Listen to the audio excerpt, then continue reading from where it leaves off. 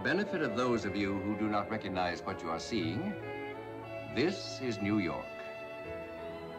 Beautiful from the air, isn't it? Beautiful and exciting. A city of 8 million men and women who live and love and sometimes fight each other to the death to get where they want to go. Only to find out when they get there, it wasn't where they wanted to be at all. This is my building, the Gifford Building. The Gifford Building houses the executive and home office staff of Gifford Motors, manufacturers of the car our advertising agency describes as luxury on wheels. It seems to me that our advertising campaigns are designed to appeal to the snob in everyone. This is the car I manufacture, the Gifford.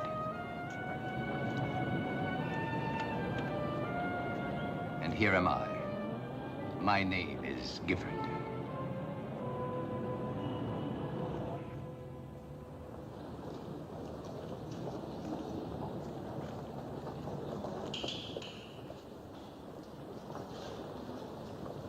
This is the very newest Gifford. As you see, it is a convertible. It has been designed to convert your bank account into our dividends.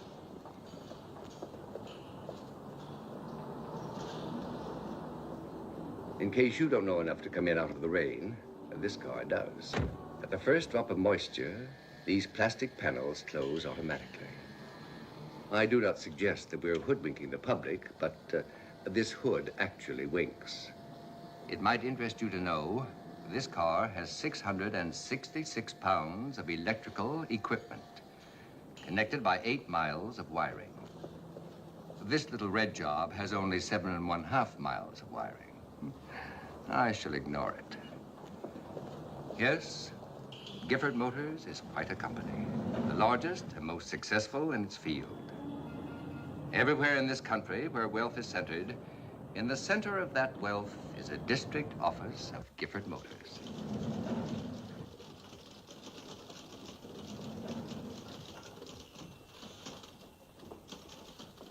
I inherited this highly profitable beehive from my father. He would be proud, I am sure, to hear me say that I have increased his fortune 5 times over. Yes, it's a healthy, busy company. Except in here. This is the office of the late and honestly lamented Philip S. Briggs. As general manager of Gifford Motors, Mr. Briggs' salary was $125,000 yearly, plus an outrageous expense account. He was worth every dollar of it. Nothing on earth could interfere with his devotion to his work, not even his doctor. So now, this chair is empty. I must fill that chair with another man of equal ability. I'm bringing to New York the 3 brightest men in our organization. I've also invited their wives, who will be observed closely and relentlessly. They will arrive here today, and primeval though the thought may be, may the best man win. Or should I say, may the best wife win.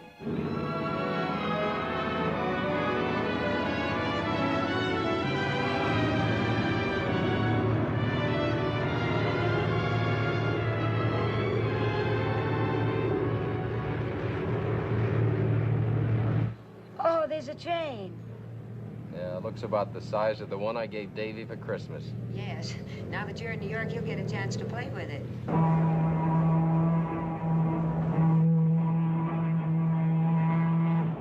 Now listen, Carol. While you're in New York, you just be Mrs. Talbot. You let me handle this my own way, hmm? All right. I like being Mrs. Talbot. Well, traffic's thickening up. We must be getting close.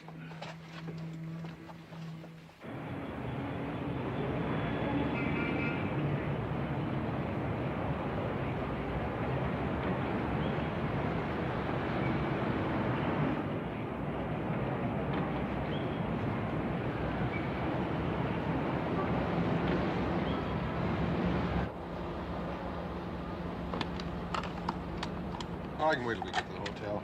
Yes, but you also can't. You better take every opportunity you have to be nice to it. With 5 days of social life in New York, it may talk back to you. No matter what you think, Liz, this isn't social, it's business. One of us is going to get that Briggs job. That's the reason Gifford invited us here, believe me.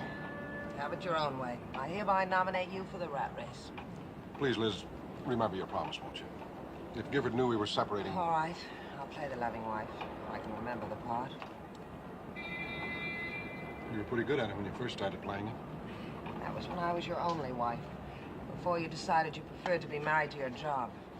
Is it such a crime to work hard, to have some ambition? If it means killing yourself, yes. Oh, Liz, I wish you wouldn't make so much of that. So I've got one small ulcer. It'll be over in a month. Mm-hmm. Look, Liz, we're coming back to New York. Where we met, where we got married. For 5 days, couldn't we just pretend that...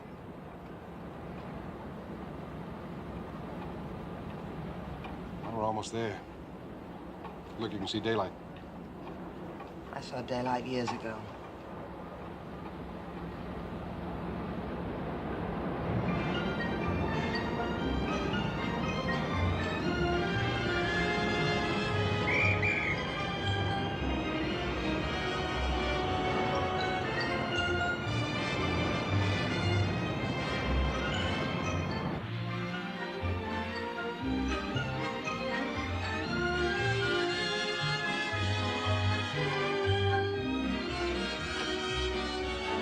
Good day, sir.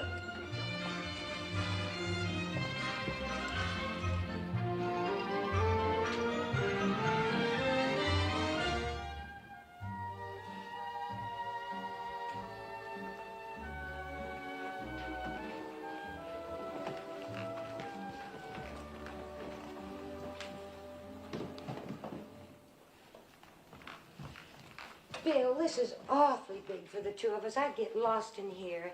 Couldn't we find something smaller? Oh, well, it's... Honey, this is on the company. Oh. Hey, Katie. You're in New York. Aren't you excited? Well, I feel better up here than I did down the street. You know, every time I look up at those tall buildings, I'm afraid they're going to fall on me.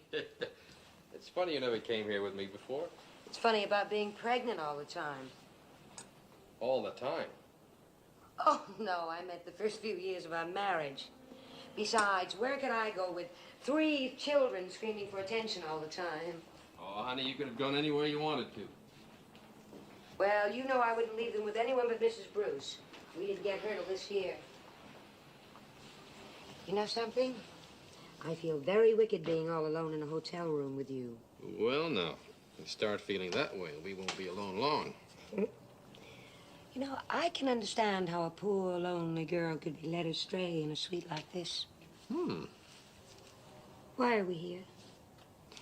Are you kidding? No, I'm serious. Why are we here? Well, you read it in the company magazine yourself, honey. I'm one of 3 district managers whose territories were tops in sales efficiency. Yes, I know. Well, are they thinking of promoting you? Well, now, what's wrong with being promoted, Well, I mean, promoted here to New York. Now, what would you think of that? Well, I think that was terrible. Well, then, let's not think about it. Come in.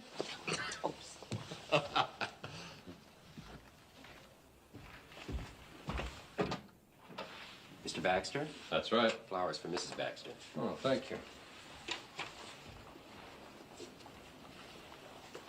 Thank you. Hell, we really raved. The company? Mr. Gifford, no less. Mr. Gifford hopes Mr. and Mrs. Baxter will have a very pleasant stay in New York as honored guests to the company. We will do everything possible to make this a memorable occasion. Look at the schedule. It's like a timetable.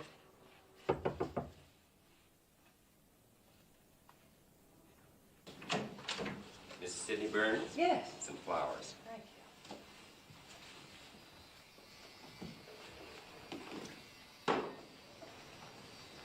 There you are. Thank you.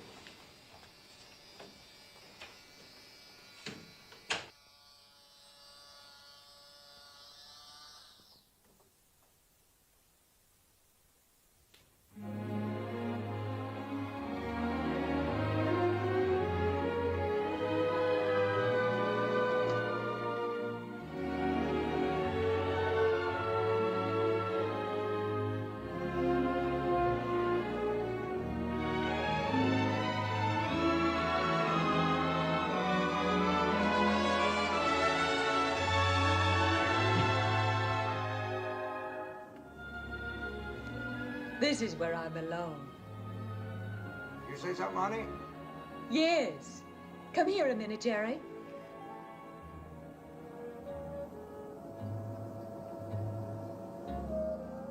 I said, this is where we belong. Now, look, Carol, don't build yourself up for a letdown. We don't know for sure that this 3-card Monte game is for that Briggs job. Well, I know. This is the first time the expense account has included the wives. They don't make a tycoon out of a man without being sure his wife will qualify as Mrs. Tycoon.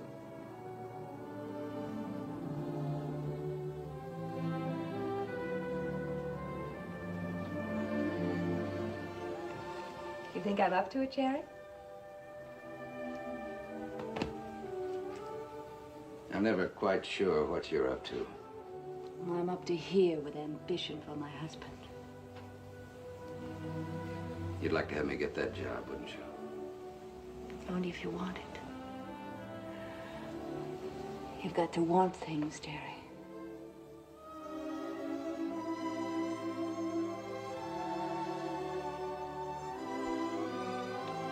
I've got to get dressed. Tonight may be a fashion show, and I don't want to finish last. Valet, please.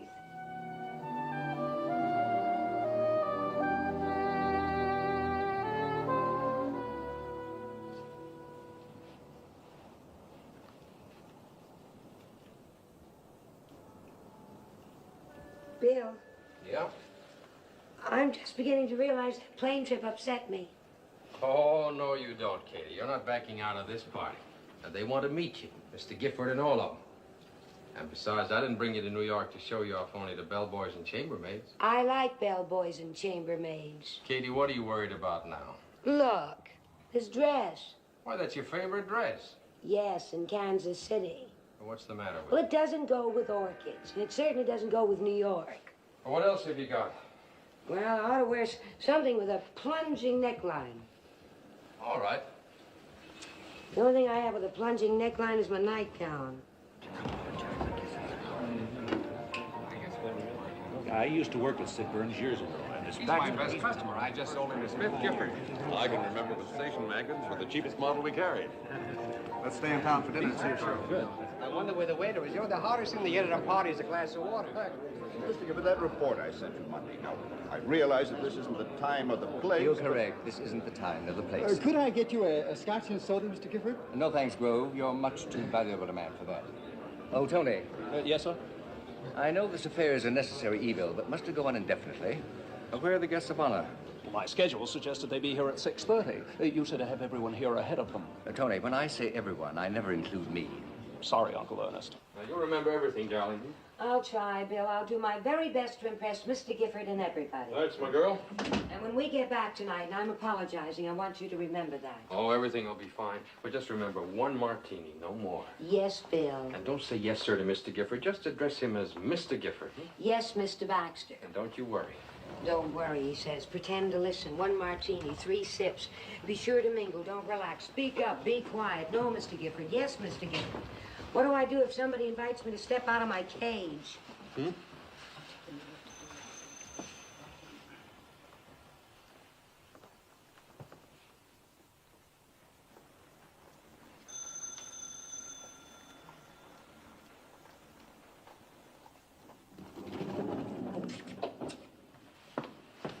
Oh, Jerry, I forgot something. I'll have to go back to the room. Oh, well, I'll wait here for you. No, you go ahead. I won't be a minute. You'll need the key.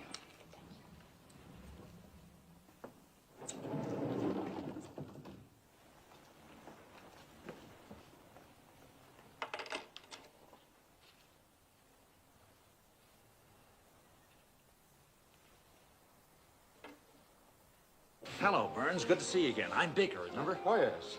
This is my wife. Darling, this is Ed Baker. Pleased to meet you. Yes, I've heard Sid speak of you. Drink? Hey, Texas. Mac. We've been waiting to congratulate you. Hi, Jonesy. Where's that good-looking wife She'll of be yours? down in a minute. How about a drink? You talked me into it. Come on. There's Joe Wilkinson. Joe, how are you? Hi, Nice Bill. to How are see you? I'd like you to meet Mrs. Baxter. This is Joe Wilkinson. How do you do? She's heard me talk about you so much, Joe, she practically knows you. Oh, yes. Have you moved from St. Louis? No, darling, Mr. Wilkinson is general sales manager here in New York. only Wilkinsons you've ever mentioned to me live in St. Louis. Oh, no, honey, those are the Wilkins. Could you use a drink, Mrs. Baxter? Oh, yes, I could. Right over here.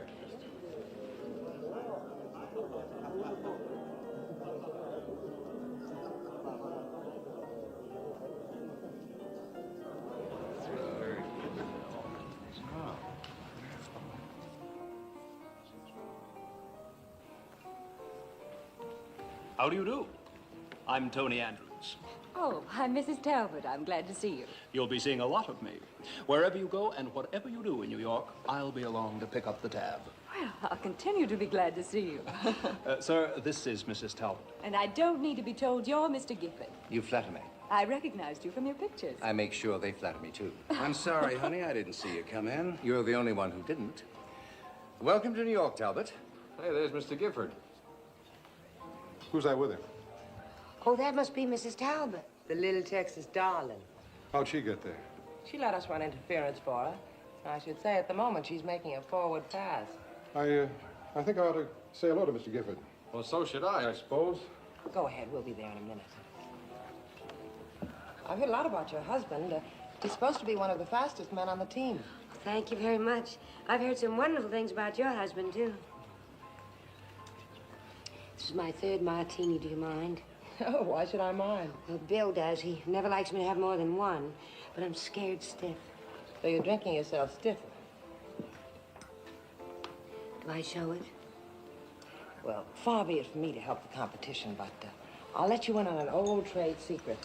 The minute a company wife takes her third jolt at one of these clam bakes, she's automatically classified as a dipsomaniac. Here, you better eat up.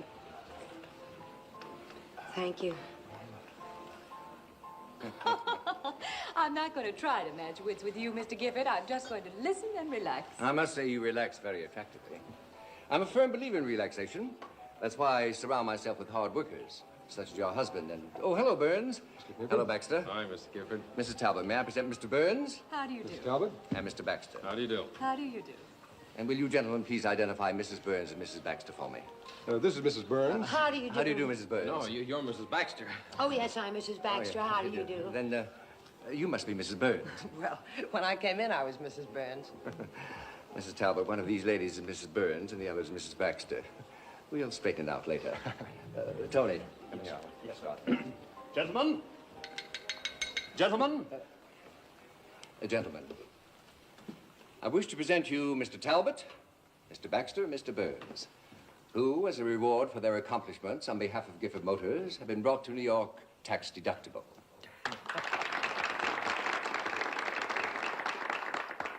And I wish to present their charming wives, who are also tax deductible and as pretty a set of tax deductions as will pass through the Treasury Department this year.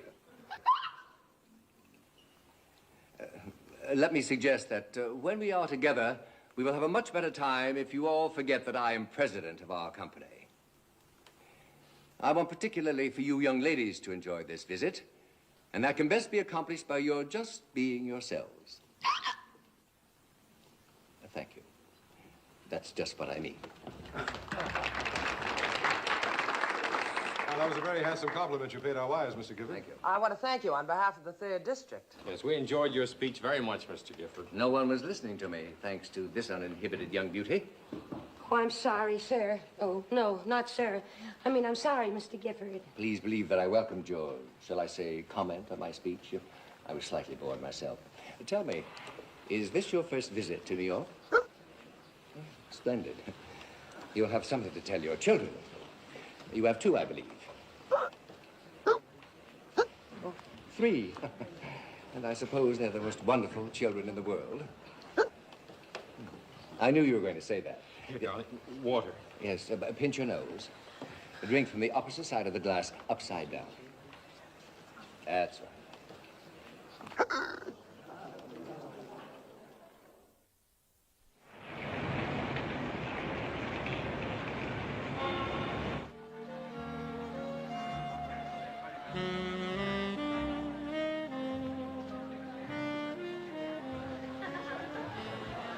Do you dance? But if you don't mind, let's sit this one out. You know, I'm beginning to understand why your husband has been so successful. Some companies seem to regard the wives as liabilities. Some wives are. Only if they're married to the wrong man. Any man would be the wrong man for some wives. Then he would be the wrong man for that wife. I know we're dancing, but isn't our conversation getting somewhat circular? You think she's making a play for Gifford? Oh, let's be charitable. Let's just say she's interested in that Briggs job for her husband. Well, now that you're here, how do you like New York? Oh, I think it's a wonderful place to visit. Oh, now don't say you wouldn't like to live here. Oh, there's not much chance of that ever happening. You seem to be discounting that clever husband of yours. What do you mean? Well, he has a rather impressive record, hasn't he? And if Mr. Gifford should decide to advance him... Oh, you don't suppose that the company is thinking of bringing him to New York someday? It's not impossible. You don't mean that, do you? You just hold the right thought and keep your fingers crossed. Keep my fingers crossed. Well, that's the way to get your wish, isn't it?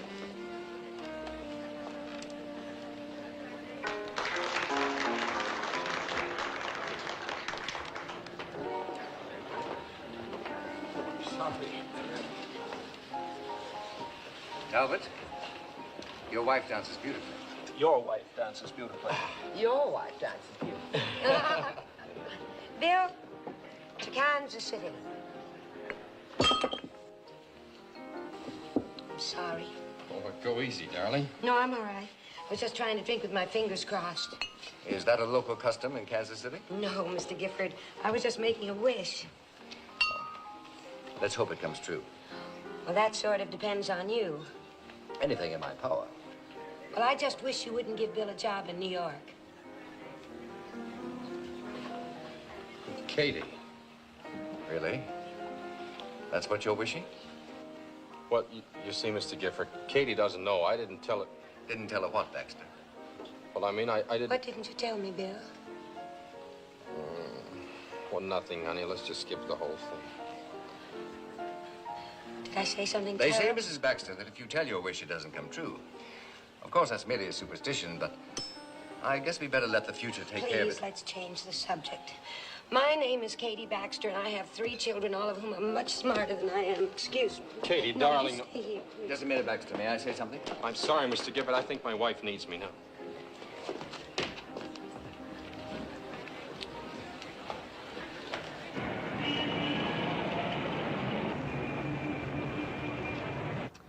Oh, honey, you just can't depend on me. Well, that's just it. That's why you're so wonderful. That's one of the reasons I love you. You're completely unpredictable. You can't predict what I'll do, but you sure can predict I'll do it.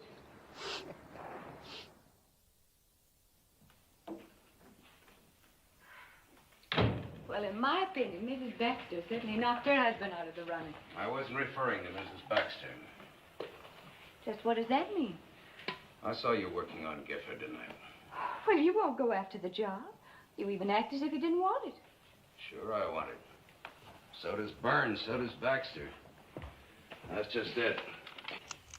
Probably 3 fairly nice guys. Under normal conditions, I'm sure we'd like each other very much. Now we've got to perform for the master. Got to try to catch each other off balance with one smug little show of superiority that'll knock out the other 2. Why, this 3-ring circus? I don't care about the others. I was just trying to prove to Gifford that he wouldn't be making a mistake if he chose you. Carol, you let me prove that. But, darling, don't you see? If I did show him a little attention, it was only to encourage his interest in you for the job. Now listen, I'll get to the top, but I'll get there on what I've got, not what you've got.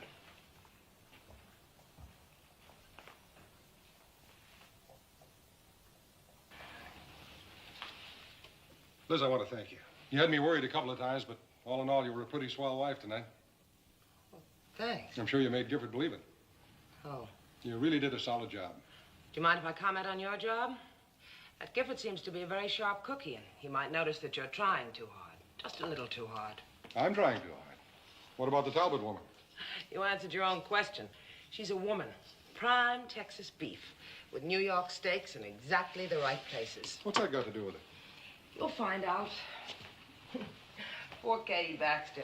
She just couldn't do anything right. Her husband is probably the best man for the job, too. Well, what about me? Oh, you'd do just as well for a while, till the job killed you. I like that, Bill Baxter. I like the way he left Gifford flat because his wife needed him. I bet they've worked it out so they're pretty happy. With him, it doesn't have to be all job and no family. All right. So by your standards, I'm a failure as a husband. Is this what you want?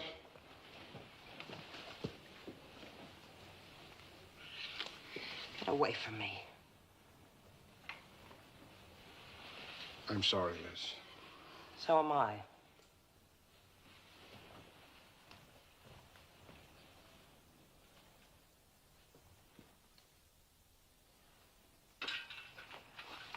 Bill. Bill. Hmm? Why was what I said so terrible? Which one? Well, you know, when I said, Mr. Gifford, my wish was that you wouldn't give Bill a job in New York. Well, you know, Katie, it may seem strange to you, but New Yorkers like New York. Yeah. No, it was more than that. You know, even those people from Texas and Philadelphia looked as though I'd dropped a bomb. And the look on your face. Katie, you remember Phil Briggs, the general manager? The man who died. Yeah. Yeah. Well, his job is still open. You mean they may offer that job to you? Well, why didn't you tell me that in Kansas City before we came here? You know why. Yeah, I'd have been scared to death. And I wouldn't have come. That's just it. Hey, wouldn't this look nice on you? You mean in public? Sure. Bill, you would want the children to see me in that. It would show you off beautifully. Good night. That's the kind of dress Mrs. Talbot wears. Tell me, did her neckline plunge enough to suit you? Better ask Gifford. He had the view. I'm going to give you some more money in the morning. Good. And you get yourself something that'll make Gifford look at you for a change. Bill, you don't want that job, do you? Well, it's just, I'd like him to think I'm the best man for it. And you're the best wife for it. Oh, had me scared for a minute. Katie? Yeah. Come here.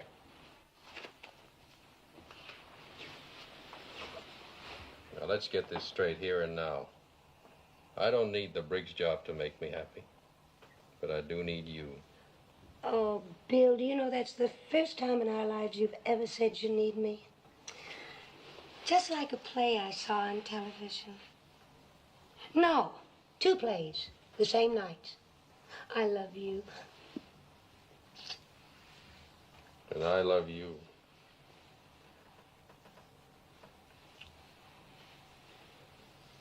But I'm going to sleep. It's after midnight. Good night, sweetie. All right.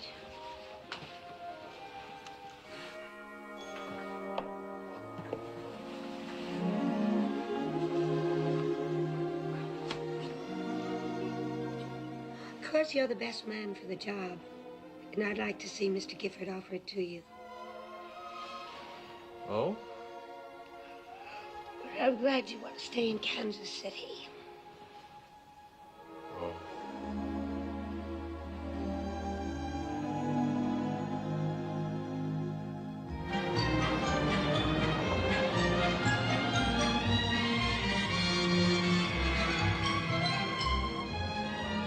That's the public library.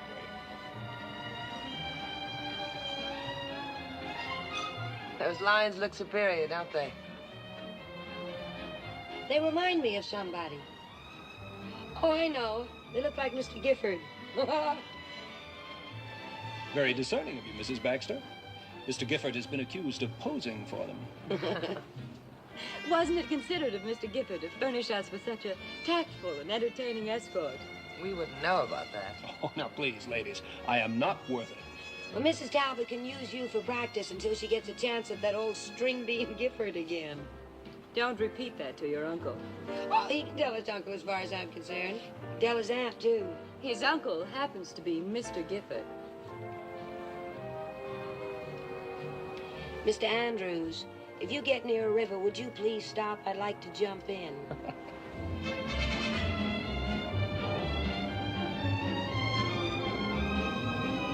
Katie, you're getting the roof of your mouth sunburned.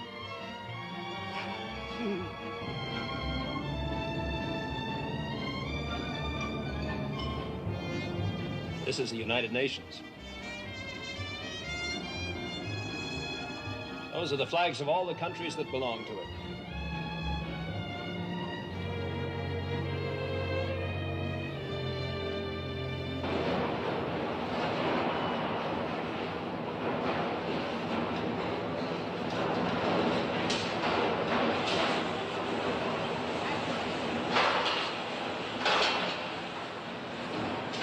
Some of the men have been here ever since the plant opened. My father knew every one of his workers by name. Yes, he used to call me Sid. What's that? I said your father used to call me Sid. Really, Mr. Bird? You should be proud you worked your way up through the plant. Yes, sir, I am. How on earth did you ever stand the noise?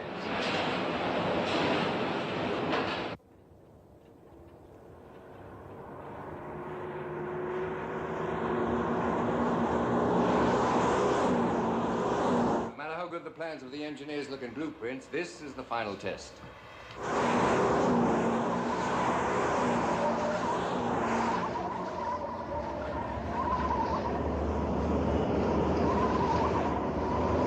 Whenever we brought out a new model, I couldn't get Briggs to listen to what I had to say about it. The only man he wanted to talk to was that test driver. He was a great general manager. I think he was the best informed man I ever met, especially about people. I remember when he came down to Texas, he knew everything about everybody. He even knew that I had a collection of early Colt revolvers. That was his special trick, and he made it pay off handsomely. He called it his particular brand of enterprise. How did it work? Well, he had a huge file pertaining to the various sports and hobbies of men. When he met you, he'd bring up your hobby as though it were his own. His best deal was made with an amateur mountain climber who never knew the Briggs got busy if he stood on a thick carpet. You don't approve of the Briggs technique, Baxter? No. In the first place, it's based on deceit. And I don't think that big business is built on personal relationships anymore.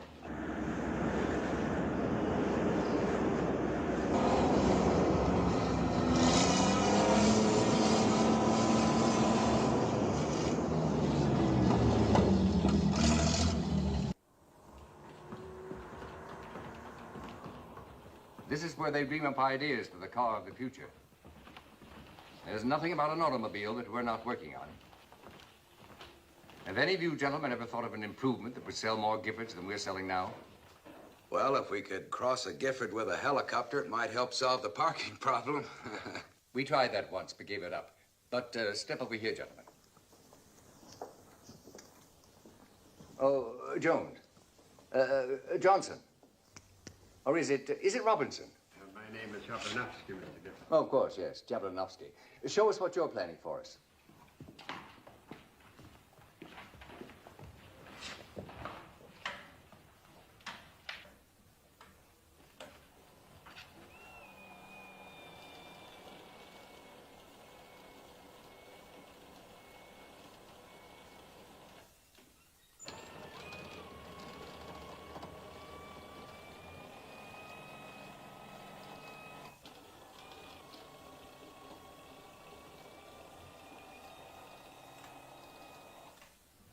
How soon are we going to get that, Mr. Gifford? As soon as we can get the cost down to where it's practical. I could sell 1,000 of those cars a week. Yeah, so could I. That's what I mean, Mr. Gifford. If you have a quality product, you don't have to pretend to be a mountain climber to make a sale. You seem bent on criticizing a man who can defend himself only at a seance. Well, I wasn't criticizing a man. I was criticizing a philosophy. Baxter, just what do you think are the qualifications of an executive? Well, I think the first responsibility of an executive is to operate his company for the benefit of the public. We're talking about a private enterprise. You sound like a public utility.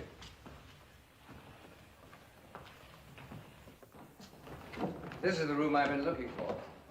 Beautiful color combinations. I can understand why you brought us in here. Not at all. I've been looking for a place to sit down. You haven't had much to say, Talbot. You learn more listening. No, I've heard what Baxter said, what Burns said. Both made a lot of sense to me. I'd go along with both of them. Well, haven't you anything to contribute? Nothing I can be sure would be useful. Suppose you let me be the judge of that. Sit down, gentlemen. Well, I think any man in a top job has to have everything that Baxter and Burns mentioned, and a little extra. What extra? I wish I knew. Aren't you being somewhat cryptic? No, because I honestly don't know what it is, except that a big man who functions in a big job has to have it. Personally, I call it X plus. X plus? Yes, X because no one knows just what it is, and plus because it's a little more than the ordinary person has. And you can't define it? Well, it's that quality that makes a champion, a star, a leader, a great man. I think we all recognize it when we meet someone who has it. For example? Eisenhower has it. Churchill has it. All of the greats. Edison, Ford, Babe Ruth. Anyone who belongs at the top has some of it. How about yourself? Do you think you have it? Well, there are a lot of days when I'm sure I haven't. And then there are days when I'm positive I have. How can I be sure whether or not you have this X plus, Talbot? Or Baxter, or Burns? Mr. Gifford, if you have it, I think you'll know whether any of us have it or not. Possibly. Well, I feel I know all of you a little better now. This leaves me even more confused. Shall we go to lunch?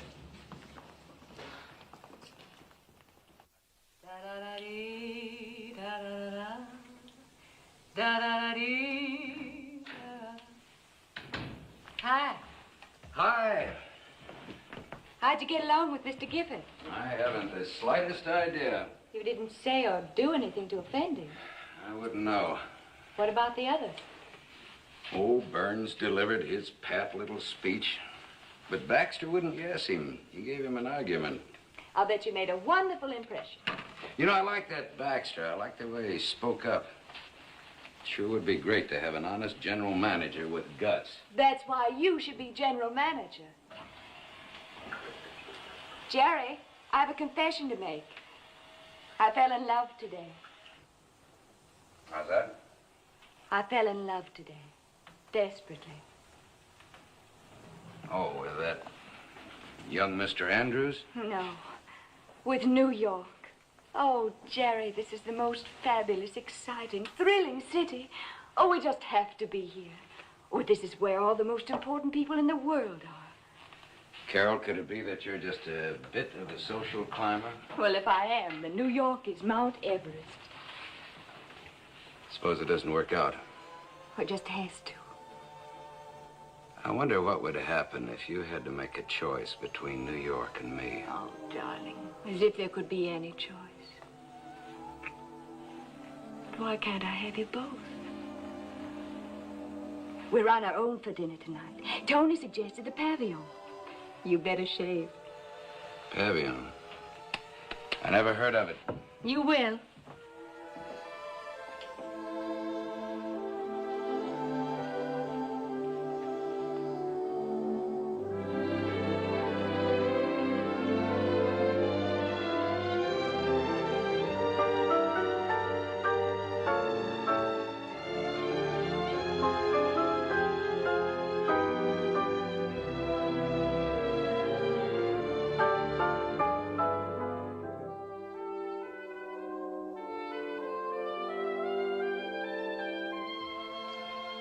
You know, Liz, I'd say I came out on top.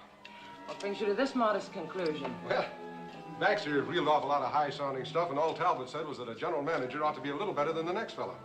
Made it a perfect setup for anybody that could make sense, and Aren't you forgetting about your ulcer? Sorry, you asked me a question. I was just trying to answer it for you. If you're not interested. Forgive me. For the moment, I forgot about the job and was interested in you. You think I'm a conceited heel, don't you? No. Well, I do. Now that I've thought about what I've been saying. How is your ulcer? Terrible. The food at the plant is cooked in steel pots for iron stomachs. But if you accomplish something for yourself, I guess the suffering is worth it. Sure. You're right, Liz. All in all, I'd say I had a very good day. I don't claim to be dazzling, Mr. Gifford, with my personality, but I'm getting someplace. Don't you think so? Oh, now, please, Liz, I'm not being conceited now. I'd like your honest opinion as an outsider. Sure. As an outsider, I can see you're getting someplace. Every minute you're getting closer to the job that's going to kill you. Every minute you're getting closer to the end of our marriage. You're asking for compliments from me. All in all, I'd say you had a wonderful day. Congratulations. Well, Liz, wait, aren't we having dinner together? How would I know your plans? Well, where are you going? Where do you think I'm going? As an outsider, I'm going outside.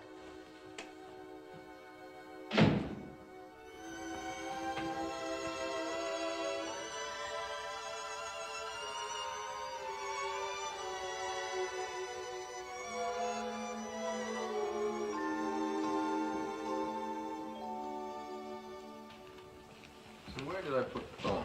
Bill, when are you going to ask me? What about, honey? About this afternoon. I did it again. I made cracks about Mrs. Talbot and Mr. Gifford that weren't very nice. In fact, if anyone made them about me, I'd start swinging. And then I found out that Tony, sitting right there as big as life, is Mr. Gifford's nephew. I didn't know that either. Well, if you wanted Mr. Gifford to think that we're the best couple for the job, I proved to anyone who might have had the slightest doubt that as a candidate for Mrs. General Manager, I am positively not it. Well, darling, compared to me, you're a career diplomat. What'd you do? I spoke my mind. Good. I don't think Mr. Gifford liked what I said. Well, I think that's wonderful. At least he knows I'm no yes man. See? Not wanting the job, you could speak your mind. You could be perfectly honest. And I will bet you that he has more respect for you than he has for any of those other fellows. Yes, dear. And I will bet you... Oh, dear. What? You don't suppose he has so much respect for you he'd make you take the job? Darling, between the two of us, I think we can succeed in failing. Yeah, I think so. What's on the schedule for tonight? Hey, we're on our own. Oh, that is wonderful. I have a suggestion. Why don't we have dinner right here in the suite and call up Kansas City and talk to the children? Oh, great. Now, while I order dinner, you put on one of those New York gowns you bought today. Oh, I didn't buy one. But I promise you I will go out tomorrow and really shop for something. Well, you be sure you do. I will. Hey, listen, why don't you go shopping with that Mrs. Burns? She seems to have a pretty sharp eye for clothes. Well, thank you for the suggestion. Oh, that's okay. Now for our big evening. While I order cocktails and a menu sent up, you put on a slinky negligee. I didn't bring a slinky negligee with me. If you want me to slink, you'll have to enjoy it in this bathrobe. Well, we'll put the lights out. I'll use my imagination. Hello? Room service. Room service, please.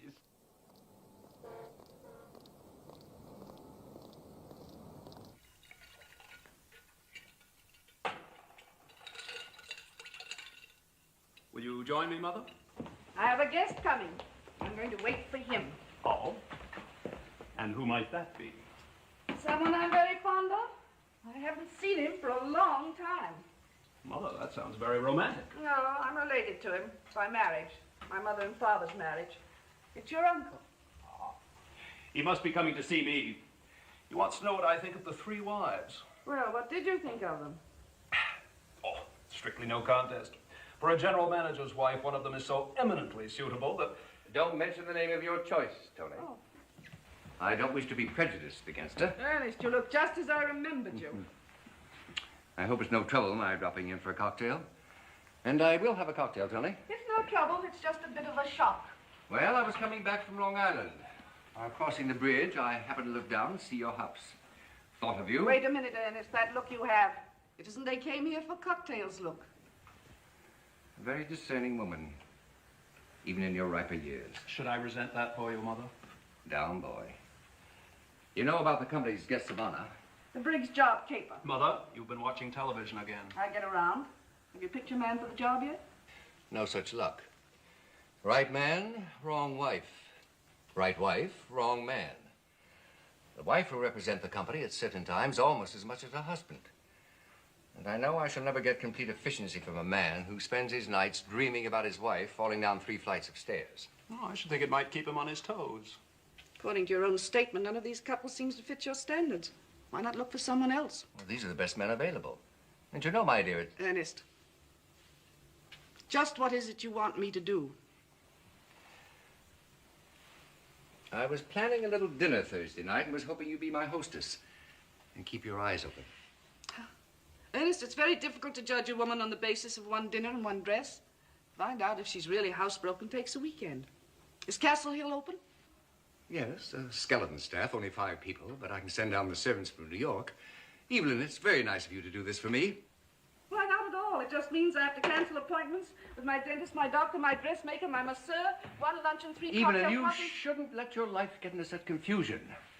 A weekend in the country will do you good. It's very fortunate that I dropped in. It'll be interesting to see which wife you nominate. I hope our minds meet. Oh, au revoir, dear. Tony?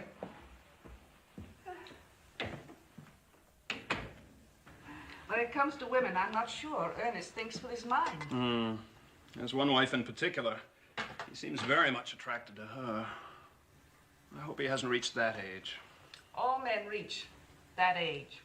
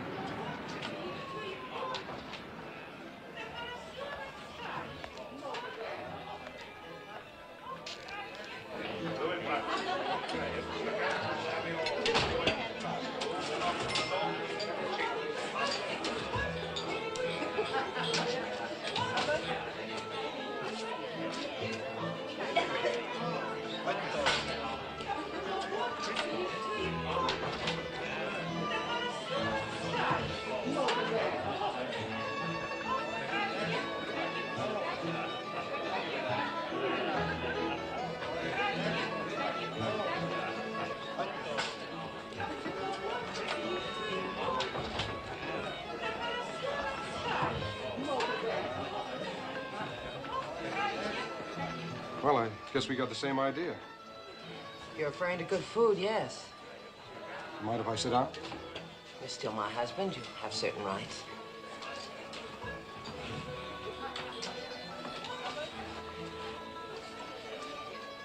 The place hasn't changed much, has it? You haven't seen the menu. On your salary of 12 years ago, we'd be outside with our noses pressed against the window. Everything's gone up since then.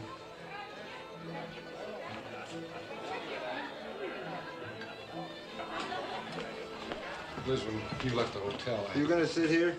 Yes, if you don't mind. It's all right. He's my husband. You know, my wife and I used to eat dinner here almost every night years ago. You want a cocktail? No, thanks. We sat right at that table over there. No cocktail, huh? No, thank you. Oh, say, there was a waiter here by the name of Tommaso. Is he still around? Yeah, he's the boss now. Is that right? I'd like to talk to him. I'll tell him. Thanks. No cocktail, huh? No. Well, Liz, we had some wonderful times here, didn't we? Yeah. Great times. What happened to us? We got married. No, I don't mean that. Did you wish to see me? Hello. I hardly recognized you. Food's too good. How are you? You haven't been in lately. Well, it's been about 12 years. Why not? We're living in Philadelphia now. And we're married.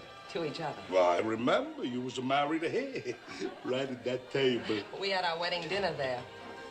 Liz, have you ordered yet? No. Why don't we have that same dinner tonight? You remember, Tommaso was $1.25 dinner, red ink included. Sure, same dinner, exact. Right here. $4.50, wine extra. Giovanni, 2 pranzi, un spaghetti, un ravioli, 2 antipasti, uno con doppio di pepperoncini. Okay. Hey, how many kids you got? 2. What's the matter? Yeah, we're not complaining. Maybe this is going to give you ideas. A toast. To love. To love. Ah, here we are. Just like on your wedding night. You see? I remember. Double order of peppers for you. Thanks, Tommaso.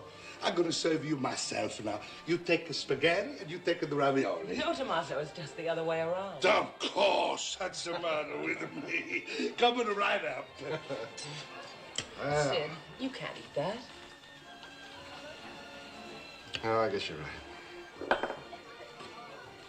12 years ago, I could eat it. 12 years ago, I was at the bottom of the ladder and on top of the world. I didn't know when I was well off. You still don't. Liz, I was so miserable and lonely after you left the hotel. Then I thought about Tony's, and I guess I came here to feel sorry for myself. What brought you here? What brings people back to the place where they were happy, or murderers back to the scene of their crime? You explain it. I don't expect you to believe this, but I love you very much.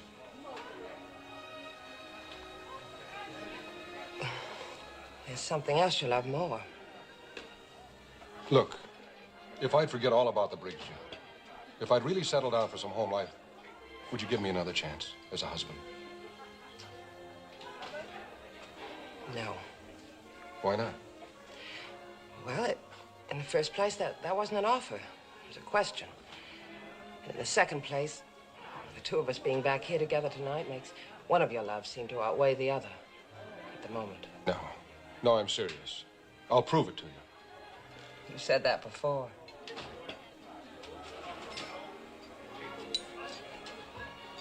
Well, doggone it, this is our wedding dinner anniversary, and I'm going to celebrate it.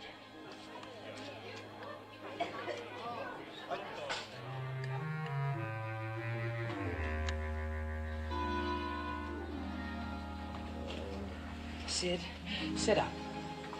Murder. Just murder. You knew this was going to happen. Why did you have to eat that Italian dynamite? I'm not complaining.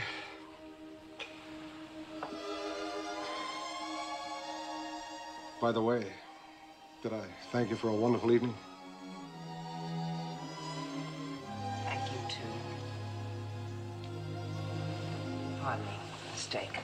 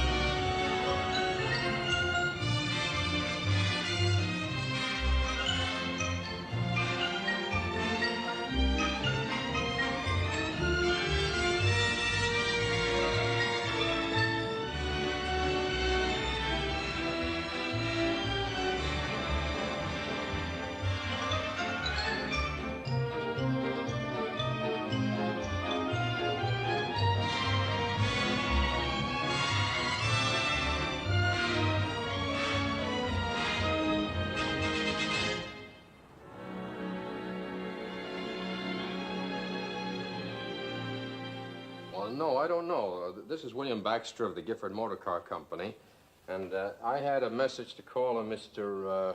Kleinert. Yeah, I'll hold on. Hi, Hello, darling. sweetie. Where have you been? Shopping. Bill, I found the most wonderful thing that you're just going to be crazy about. Oh, that's great, because take a look at that. What is it? Invited to Mr. Gifford's place on Long Island for the weekend, and we're leaving tomorrow afternoon on his yacht. For the weekend? Yeah, isn't it? Oh, hello? Yes, Mr. Kleinert. Oh, I see. No, I can come over right away if you like. Will Talbot and Burns be there? I see. No, I'll come right over. Thank you, Mr. Kleinert. What do you know? I have to go over to the advertising agency right away. Is anything wrong? Anything wrong? Honey, this is wonderful. I just tossed out a few suggestions this morning, and now Gifford wants them to go over all the advertising layouts with me. With me, honey. Not Talbot, not Burns, just me. What do you suppose it means? It means that I'm way out in front. It means that I may be the new general manager. Honey, this may be the big break that... Bill, Yes, Kitty. you do want the Briggs job, don't you? I wouldn't be human if I didn't, honey. It's the top job in the whole organization. Of course I want it. Okay, Bill, then I want you to have it. If you want it, then I want it too. Gee, and if my ideas for that campaign are really good, and if you knock him for a loop this weekend, you got that dress, huh? No, not that one. Well, tell me about it later, honey. I'll see you in about an hour. Bill! Hey, Bill! You forgot something. What? Good luck. Hi. Whatever it is, good luck from me, too. Liz, have you heard about the weekend? Yeah, I didn't expect to have that thrown at me. I had to go out and buy some clothes. What'd you get? An evening gown, a little cocktail outfit. Oh, I did something terrible. Like what? Well, Bill gave me money to buy some clothes, and I practically spent it all. What did you get? A very expensive barbecue. Katie, they're not wearing barbecues this season. Well, it's something he's always wanted and said he couldn't afford. What an idiotic, wonderful thing to do. Bill thinks I bought something sensational for the trip, you know, with Mr. Gifford. And what I want to talk to you about is, you see, Bill suggested that I ask you to help me to shop. Why me? Well, he said you have a very sharp eye for clothes. That's a compliment that husbands seem to pay all wives but their own. Yeah. Well, it's important to Bill how I look on this trip. And what's important to him is important to me. Well, let's see what we can do about it. Tell me, how much do you have left of Bill's money? $73. $73? Uh-huh. Well, what do you actually need? Well, I need an evening gown for sure, and then I need something not quite so formal. And a fairy godmother. All right, I accept the nomination. First, let's consider your assets. $73 and a good figure. I've got it. There's only one answer to that, I hope. Come on. Where are we going? Well, it's a joint where they sell odd lot leftovers. And if you're lucky, sometimes you can pick up an exclusive that's been worn by a model. I never heard of a store like that. Well, it's not a store, it's a battlefield.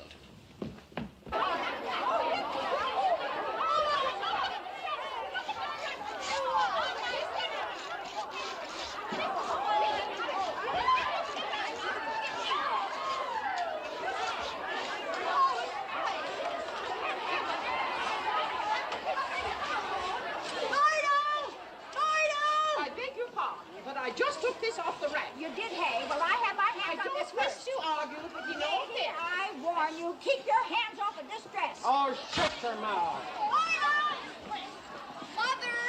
Mother, this is just what we're looking for. Oh, good. What size is it? It's an 8, just right. Did you see the new rack they just brought in? Oh!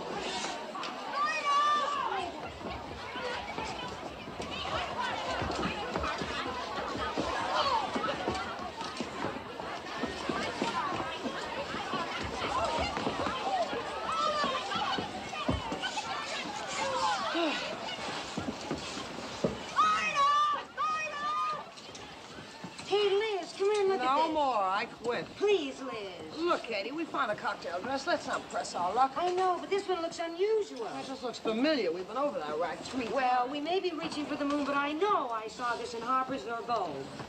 Probably saw it in the comic books. Hey, where'd you get that? On this rack. It's only $59.95. That's a Maurice original. Maurice who? Katie, when the cheapest dress you make is $500, you only need one man. But I knew there was something about it. Oh, yes, I remember now. It's something terrible. It's a size 16. Well, buy it and let's get out of here. Well, I'm an 8. It doesn't matter, Katie. Maybe it's a small 16. Go try it on. Oh, okay. Sadie, where's that pink coat? I went out and bought a pink dress to match it. Now I can't find it anywhere. But you can't buy that. That's the dress I wore in here. Oh!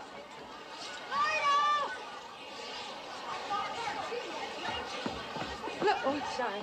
Look, I can walk around in this without moving it.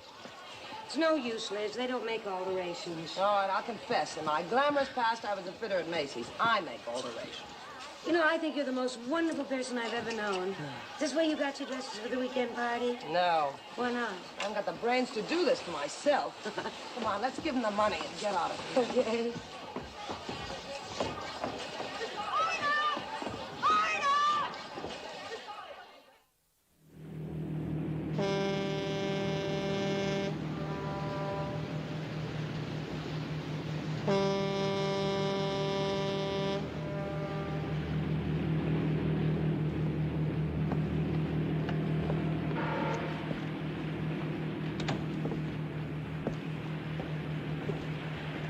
I'm feeling a little woozy. see. But we just left the dock. I think I'll go and lie down in that little room downstairs. Katie, sailors don't say downstairs, they say below. I am not what you call a good sailor, so I'm going downstairs.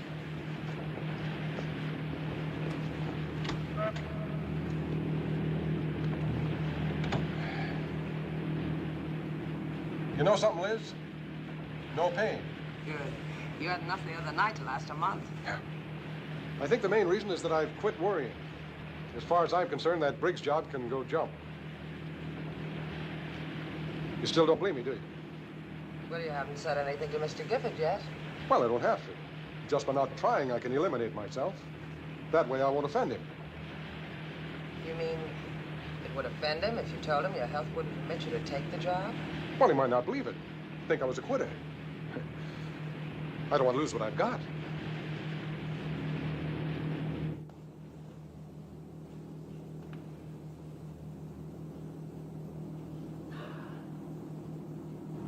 Why, this is as easy as driving a car.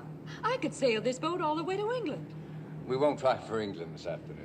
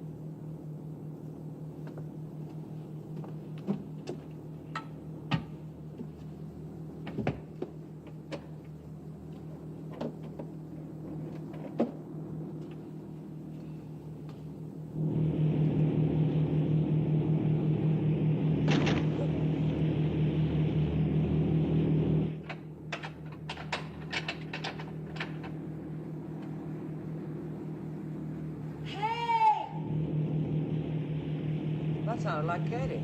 Yeah.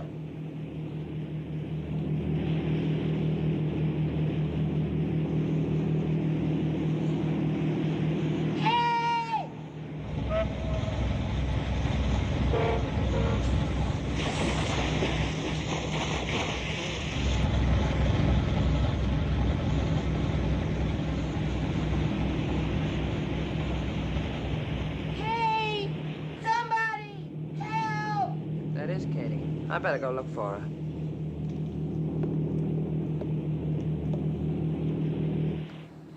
Mr. Gifford, we're getting off course. Oh, then you better take over, Captain. I'm sorry. Oh, that was fun. Even getting off course can be fun.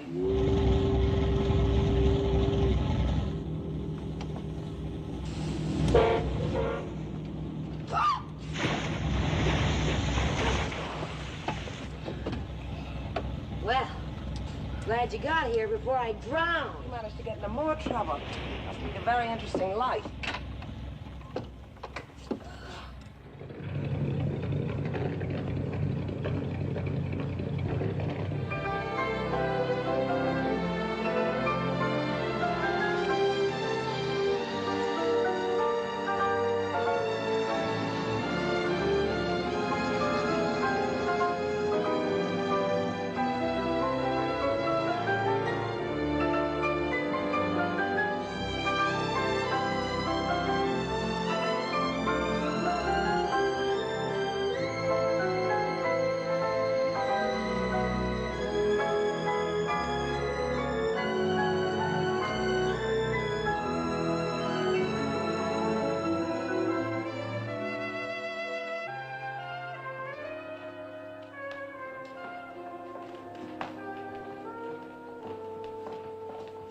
Oh, there you are, Evelyn. I heard you drive up. I'm glad you're here. This is your hostess, Mrs. Andrews. My sister, Tony's mother. Dennis, don't explain me. Just introduce me. Mr. and Mrs. Baxter from Kansas City. How do you do? Kansas City. How nice. Mrs. Burns from Philadelphia. I love Philadelphia. How do you do? And Mr. and Mrs. Talbot. How do you do? From Texas, ma'am. Dallas. I knew Texas would speak for itself. I believe we've met. You ladies are not what I expected. I thought you'd be like some Helen Hokinson characters, all girdled and bosomy. You're right about the girdle. I planned some tea for us girls. We dine rather late here. But first, let me show you to your rooms. You must want to freshen up. You gentlemen must want to freshen up, too. I'll show you to the bar.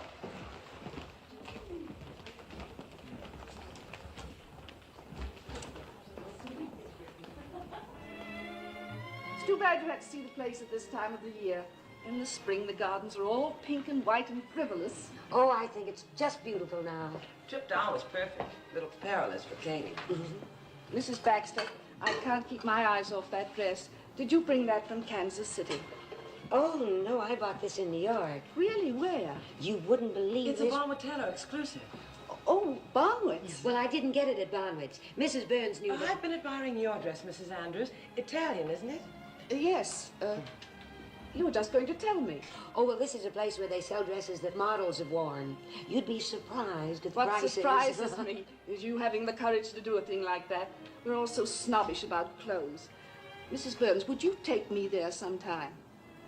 Mrs. Andrews, you're the most. Oh, what does that mean? Oh, that means you're not a bit like Mr. Gifford.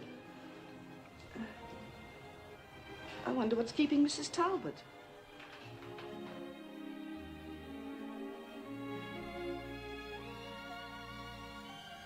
Oh, thank you. These are marvelous. Are they hard to make? No. You take one good cook and put her in the kitchen. Oh, I'm sorry I'm late, Mrs. Andrews. Actually, I came down early, and Mr. Gifford was kind enough to show me the grounds. I don't blame him. You're a very pretty young lady. In fact, you're all so young you make my bones ache. Oh, I just hope I look as good as you do when I'm your... Please go on. I don't resent that kind of a compliment. Cream? No, thank you. Well, what I meant to say was, I think you're so wonderfully preserved. Thank you. Oh, my dear. Did you burn yourself in that beautiful dress? Well, we'll take care of this right away. Mrs. Burns, will you play hostess for a few minutes? With pleasure. I get clumsier every year. It's a good thing I'm out here where I can't get at your best furniture. Come this way.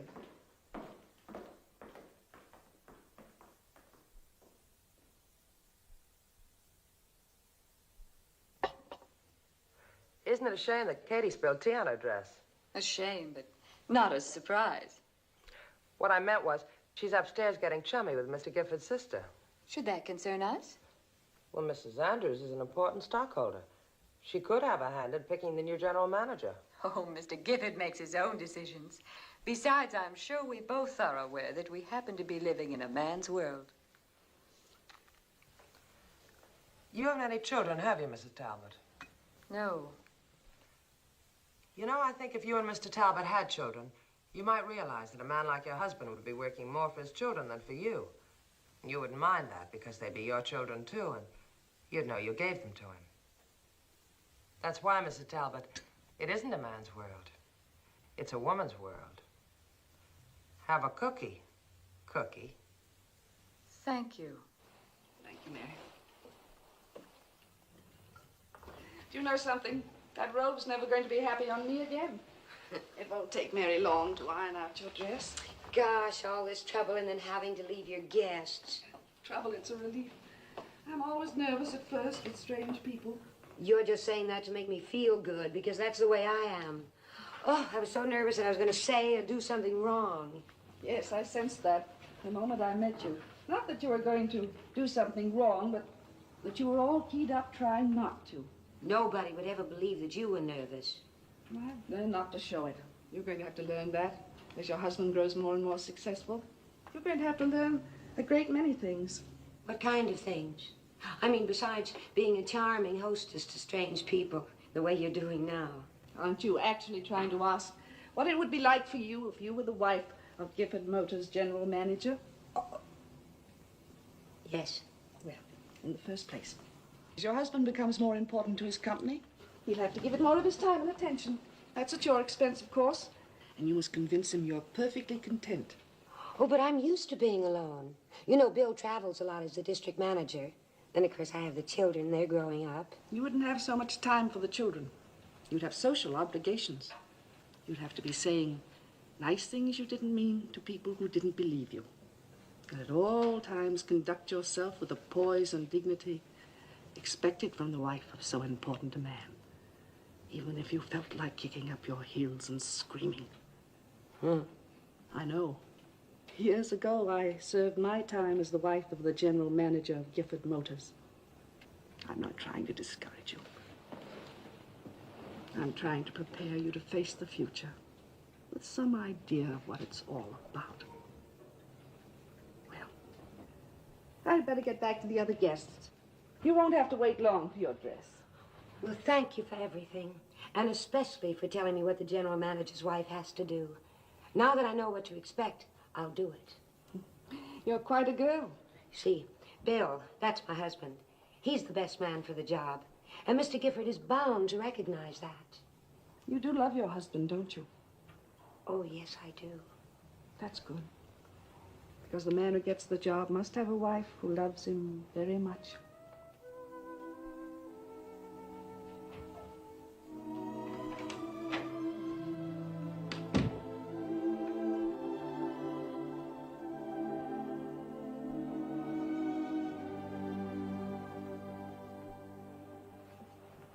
Everything on this wall was shot by my grandfather. He hunted in the West when the West was still wild. These are things shot by my father. He went to Africa with Roosevelt. That would be Roosevelt the first, in 1909. I think you gentlemen will find this a very interesting collection. These are specimens from all over the world. India, Africa, South America, Australia. Is this your wall, Mr. Gifford? No, it's my mother's. Mama had a deadly aim. This is my wall. I've learned to let other people have the thrill of adventure and hardship and hard work, which brings me gracefully to my subject. All of you are bright enough to know that I am now on a hunting trip, and one of you gentlemen will be my victim. Each of you must also be bright enough to know that your wife has been under observation. Whether she can properly represent the Gifford Motor Company is part of my decision, but she must also have one other important qualification, which will have to be your decision. Your wife must never compete with the company. If there's a choice between your work and your wife, your work must come first. Do you agree, all of you? Well, I don't, Mr. Gifford. If a man's job and his home life interfere with each other, there's something wrong with the man. Or the wife? Oh, possibly, but if you'd expect me to marry my job at the expense of my legal wife, I'm not your man. Well, I appreciate your frankness, Baxter. How about you, Talbot? Mr. Gifford, I didn't come here to ask for this job. I'm not asking for it now. Mrs. Talbot and I were invited to New York so you could look us over. You've been looking us over. You mentioned a certain condition for this job. I have one too. Regardless of Mrs. Talbot, if I don't qualify for this job personally, then I don't want it. Burns, under the conditions I've outlined, do you think you could handle this job? Handle it?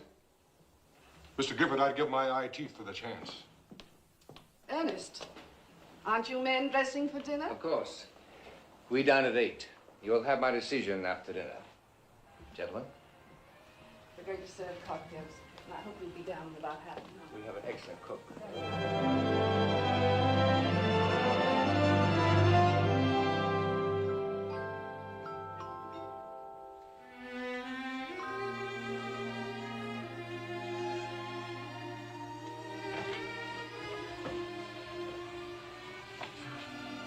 I thought maybe you could use this before you go downstairs. Thanks. You've got plenty of time. That's new, isn't it? Mm-hmm. That looks great. You too, of course. Sid, have you been drinking? You know better than that. My ulcer's been having a field day again. Why? Why what? Is it because you said you turned down the Briggs job if it's offered? Liz, I can't turn it down. I had the chance this afternoon to tell Gifford I didn't want it. I couldn't. Why not? Liz, when they took me off the line and made me a foreman, I knew I was going to get someplace. When they took me out of the factory and started me selling cars, I knew I couldn't stop trying till I got to the top. And there was Gifford this afternoon laying it right in my lap, asking me if I could handle it. The top job in the company. I couldn't say no. I just couldn't. Liz, I honestly think Gifford has picked me.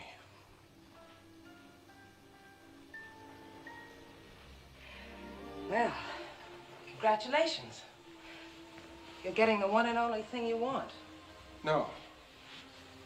No, Liz, that's not true. If I lose you and the kids, I lose everything that really matters to me. I know that. I try to do something about it, but something just keeps pushing me on. Can't you see, Liz? Yes, I see.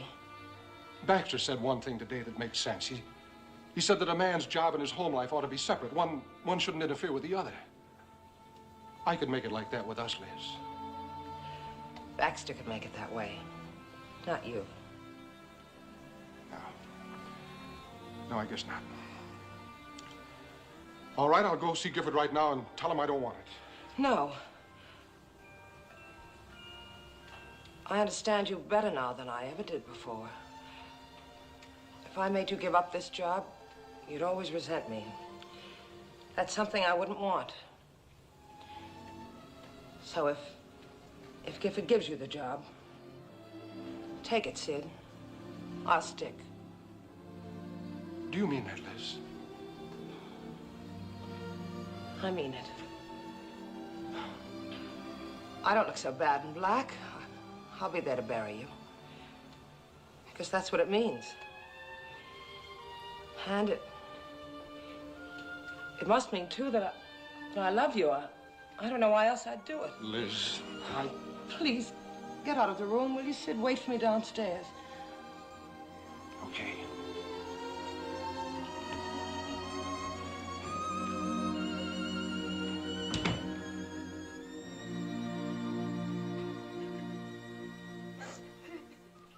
Hey, Katie, darling, I've got to shave.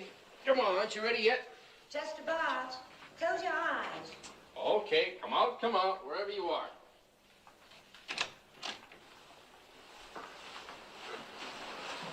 Now. Katie, you're beautiful. Honey, you're absolutely beautiful. What a gown. But do you suppose I can get Mr. Gifford to unglue his eyes from Mrs. Talbot? If you do, I'll break his jaw. Bill, would it come as a terrible shock to you if I turned out to be smart? Katie, what have you done now? Well, this afternoon I spilled a whole cup of tea all over myself. Oh, that's all. This time I did it on purpose. Why did you do that? Well, I wanted a chance to talk to Mr. Gifford's sister, and it worked. But why? Well, they say she has a lot of influence with Mr. Gifford. And she told me things she said the general manager's wife had to do. And she said she was doing it to prepare me to face the future. So, looks like you've been elected. What kind of things, honey? Oh, things like how to be one of the social circle and how to get used to not seeing so much of my husband. Well, how would you feel about that? Oh, I'd feel fine. I think it would be just wonderful if you were the general manager. Honey, you said that a bit too loud. Too loud? Yeah. What if I said I don't want the job? You don't... Well, oh, Bill, anything you want. I mean, anything you don't want if you really don't want it. Katie, darling, listen. For 2 hours, we've been finding out the lowdown on what this job really means. And right now, boy, Kansas City looks good to me. Oh, I've never been so homesick for any place in my whole life. Well, I've got to get ready. Oh, Bill, if Mr. Gifford did give you the job, could you turn it down? Well, I don't know. I'd feel pretty silly after all I said about how I run things, but I haven't got it yet, and I believe in his good judgment. Oh, please don't say that. Now I know you'll get the job. I know. Put on that dress we brought from Kansas City. What? Not.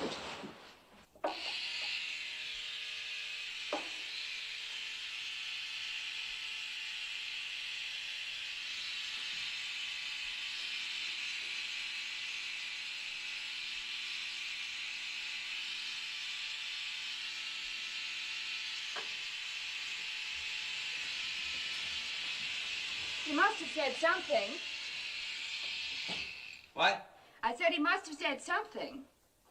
Oh, same thing he's been saying ever since we got to New York.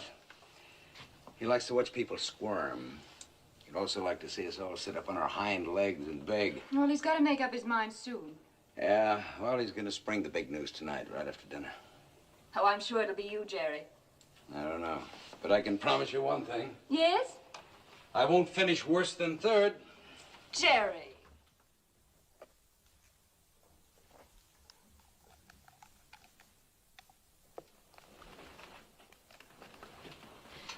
Jerry, do you mind if I go down ahead of you? I need a cocktail. No, go right ahead.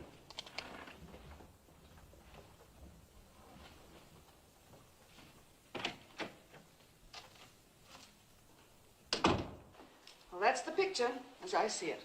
As usual, my dear, you see things very clearly. I must do something if I can. Come in. I can. I'm sorry. I was told you'd be alone, Mr. Gifford. He's going to be. Please come in. Shall I send in cocktails? Never mind, Evelyn. We'll join you presently. I wanted to speak to you. You're looking lovely, as usual. Thank you. Jerry tells me you're announcing your choice tonight. Yes, that is my unpleasant duty. Unpleasant. I have to disappoint two excellent men. I came here to talk to you about Jerry. As you may have noticed, he's an extremely modest man. I don't consider that a weakness. I do wish he'd try to sell himself more. Sometimes I have to do it for him. He has so many fine qualities that perhaps you've overlooked. I assure you I haven't overlooked a thing. Then you like him. Very much. He's my favorite. So you've already made your choice. I have. Will you be perfectly honest with me? Have I influenced you in any way in your decision? Most definitely. May I kiss you for that? Certainly may.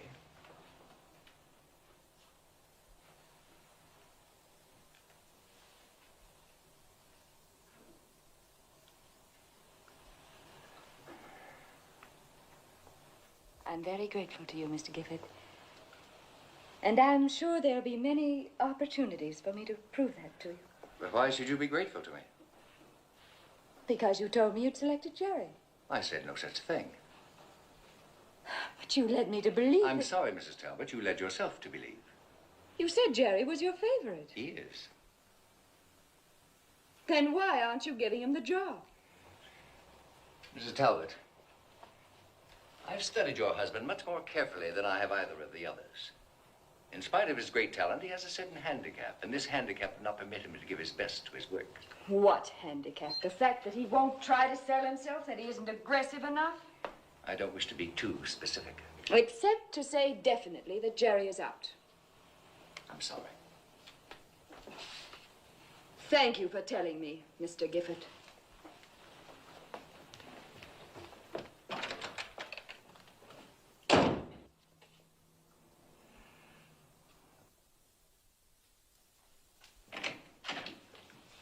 Hi, I was just fixing to come downstairs. Don't hurry.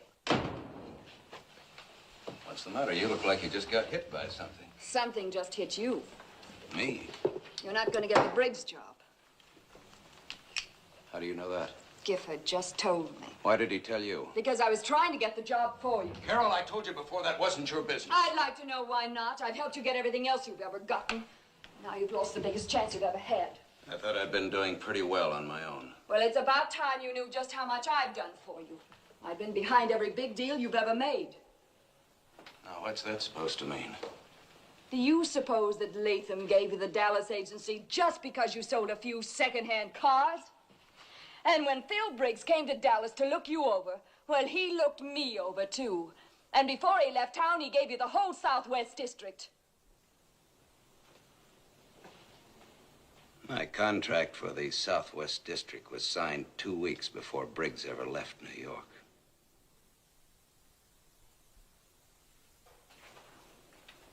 So your hospitality to Mr. Briggs was just a little wasted. I don't believe you.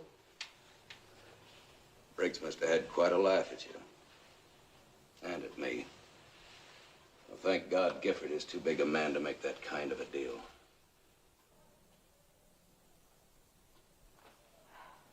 Oh, look, Jerry, we both said too much already. This trip has been such a strain. Let's not argue about it. There's no argument. As far as I'm concerned, it's all settled. It's finished. I've been trying for a long time to save this marriage. Now I realize there was nothing worth saving. You can't mean it. Better start packing. I'll tell the others you're not coming down to dinner. I'll make arrangements for you to get back to New York. You're going to regret this, Jerry. I don't think so. I'll live and I'll do very well without you. And without your help. Now start packing. Do you intend going back to Texas? The devil with you and Texas. You leave Texas out of this. Thank Would you. you like another cocktail, Mrs. Burns? Oh, thank you. No, I want to enjoy the wine. It isn't everyone who has an appreciation of wine. Well, that's quite a creation you're wearing, Mrs. Baxter. Thank you very much. Ah, there you are, Talbot, at last. Greetings. We're well into our drinks. Will Mrs. Talbot be down soon? No, I'm sorry to have to tell you she's gone back to New York. She's not feeling well. I do hope it isn't anything serious. No, it's nothing to worry about. She has a special medicine, but unfortunately, she left it at the hotel. Will she return? No. Tony. Yes, sir? Tony, remind me to send flowers to Mrs. Talbot in the morning. That won't be necessary, Mr. Gifford. No? I guess it won't. Thank you. To a long and happy life.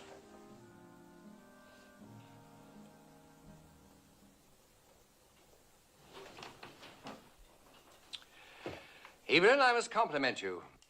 That was an excellent mousse. Isn't anyone else going to try the dessert? I couldn't eat another bite. I'm sure it's delicious, but I'm on a kind of diet. I'm not too hungry. Except for my sadistic brother, no one at this table has touched one bite of food since we sat down. Well, I have, Mother. And I can assure all of you the dinner was delicious. Ernest, you've given us a very bad hour. Why not make the announcement and get it over with? Very well.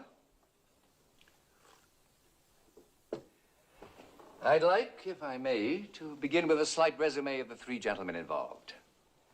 Baxter, Burns, Talbot. Whether you're the choice or not, be assured that I have a high regard for all of you, and I'd hate to face the task of finding men who could replace you. Ernest, get on with it. All right, Evelyn. Baxter, in our discussions, we've disagreed markedly at times, but that doesn't mean you've been wrong. Oh, I wouldn't be too sure of that, Mr. Gifford.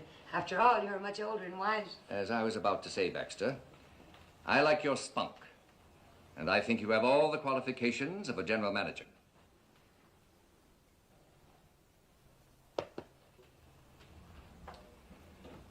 Burns, you're the type of man a company can point to with pride, up from the ranks and mastering every job we've given you. I'm sure you can do the same thing with the most important job in the company.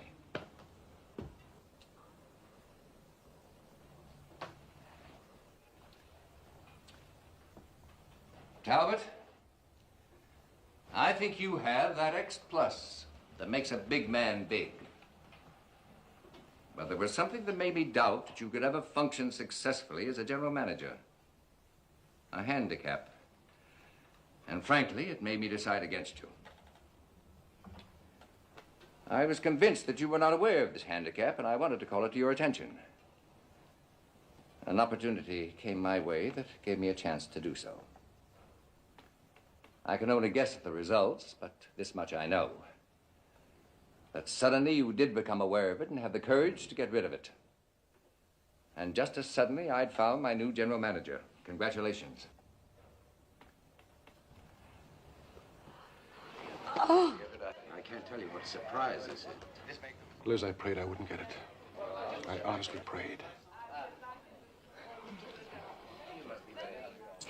Oh, when he put his hand on you, my heart stopped beating. I told you he was a smart cookie. Isn't anyone going to congratulate the winner? I'm so happy for you. Yes, thank you. Congratulations. Let me know when I can be of Thank any you help. very much. This is fine with me. I'm not demanding a recount. I think Mr. Gibbons to be congratulated, too. Thank you. Anderson, these people are starving. You may start serving dinner again. Ladies, gentlemen. You must be very happy. Jerry, you sit here. This is like a star. Boy, what a relief. Sid, remind me to tell you. One moment, please. May I propose an after-dinner toast before dinner? To our new general manager and the two brightest stars on his team. May your success continue to keep me wealthy. And to these lovely ladies, already wealthy in charm and grace and happiness. You know, it's a wonderful world. A great, big, wonderful woman's world. Because men are in it.